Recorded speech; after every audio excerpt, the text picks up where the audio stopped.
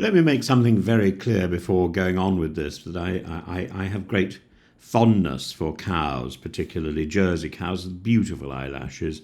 And so I find the idea that reform candidates during the local election should have depicted Angela Rayner and other members of the Labour front bench, Bridget Phillipson, Rachel Reeves, as cows in an abattoir awaiting slaughter. I find that distressing on so many levels in Hertsmere in Hertfordshire, where reform activists devise this this leafleting and video campaign. What we're dealing with is not satire, not political criticism or critique, and certainly not wit. It's an act of crude, dehumanising misogyny dressed up in the rags of populist rebellion. When Farage was asked about it, he said, "Oh, that's news to me." But of course, some parties throw stuff at us, we throw stuff back. And it tells us something profoundly unsettling about the state of political and public discourse and the moral architecture of Reform UK. Farage says, "Oh, we've got a really solid vetting system." Well, clearly it's not solid enough.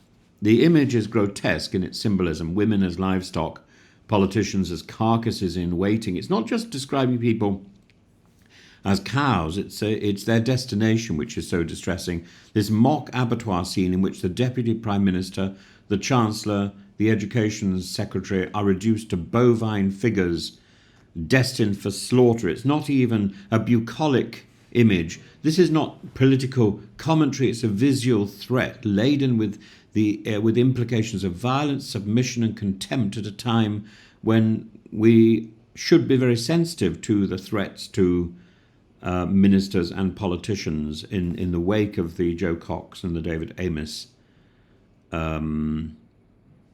deaths. And we shouldn't be naive about the language of such symbolism. To portray political opponents, particularly women, as animals for slaughter is to strip them of agency, humanity and legitimacy. It plays directly into the historical pattern of political misogyny: the woman as beast, the woman as disposable, the woman as grotesque. Why a cow? In British vernacular, the term cow has begun to serve as a gendered insult, clumsy, unpleasant, often directed at older women, and its use in colloquial abuse is so entrenched today that its nastiness is almost banal. But language is never just language. As feminists like Deborah Cameron have long argued, words shape thought. And when you refer to a woman as a cow, you are drawing upon centuries of cultural conditioning that associates women with dullness, obedience and flesh. And this isn't limited to Britain. The French use the word vache with equal venom. In Hindi, however, the cow is sacred, a giver of life, and this juxtaposition is telling. In patriarchal cultures, women are either divine or degraded, rarely human. And what makes this stunt particularly vile is the timing. This is a Britain still reeling from the murders of Joe Cox and David Amess, and the insult, the image of an abattoir, recalls not only slaughter but political assassination. It's a vile resurrection of the sort of rhetoric that breeds radicalisation, not democratic engagement. And Farage is wrong to toss this off as something that he's not heard of, that he doesn't consider important. At a time when MPs are hiring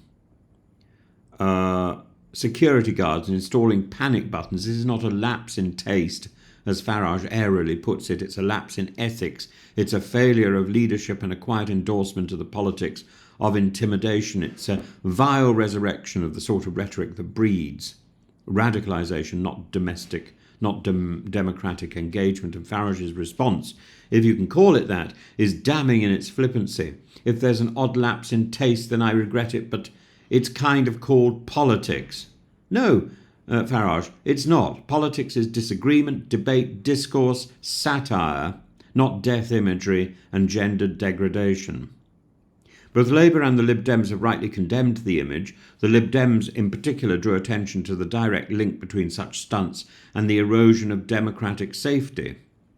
When you dehumanize your opponents, you invite the public to see them not as adversaries but as targets. And that's not a free speech issue, it's a public safety issue.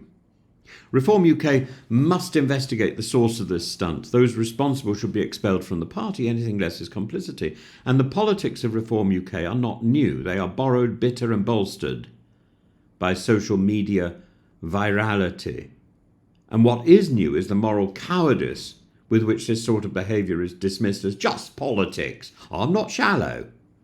This isn't about a distasteful roadside display. This is about the normalisation of violence in political imagery, the quiet encouragement of misogyny, and the erosion of a political culture grounded in mutual recognition, even among opponents.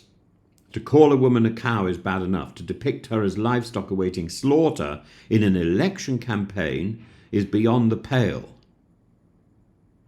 This is not clever, it's not brave, it's not politics, it's misogyny, and it's threatening. And if Nigel Farage will not say that plainly, then other people must. I shall. I think it's offensive to, not only to women, I think it's offensive to politics, and it's offensive to farm animals. And Farage should go off and do some serious work on a farm, rather than just posing with tractors. He should get his wellies wet. And then maybe he would understand what the imagery is about, where the imagery comes from, and how inappropriate it is on every single level.